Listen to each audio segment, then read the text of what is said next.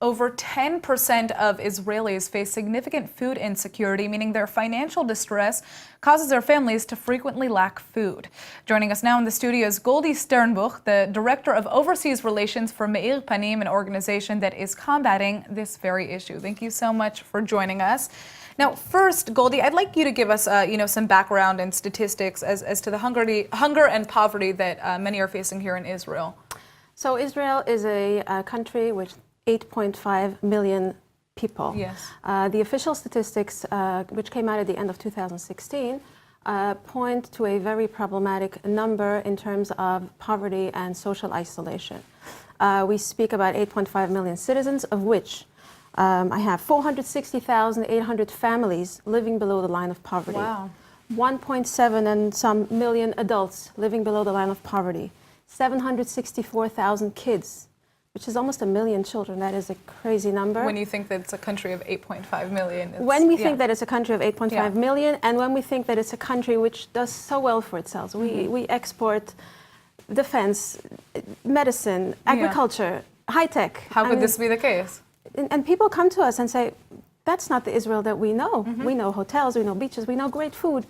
So this is the Israel that we know, unfortunately. So what does Meir Panim do to address these issues? So Meir Panim was originally set up to combat food insecurity. This was way back in 2000.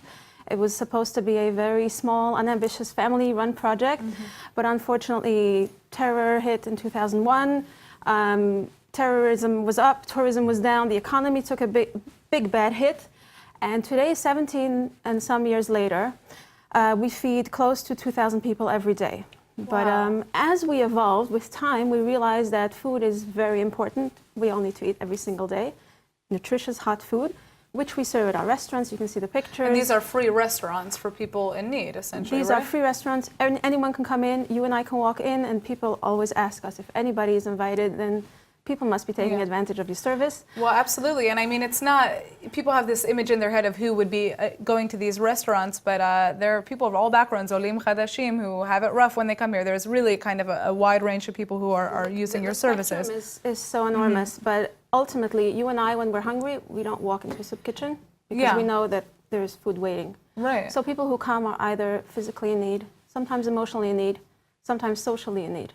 So we're running out of time, but I obviously want to talk about kind of the wider issue here. What needs to happen right now to ensure that the numbers that you're telling us about do not grow? How do we help the existing people right now who are dealing with this food insecurity overcome these challenges in the future?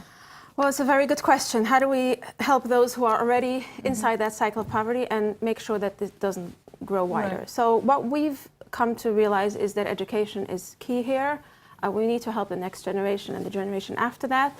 And the ultimate idea is to make sure that the children of the next generation, because if you think about it, Israel relies on its human resources, for all the reasons that we stated earlier. And if in 2017 we have close to 800,000 kids living below the line of poverty, what does that bode for the next generation, for our leaders of the next 15 years? So there's so much to be said and so little time, but education is key. We have we invest a lot of money and a lot of thought with a lot of professional help into educational programs. We run after-school clubs, which are way more than just babysitting. There is a lot of therapies going on there.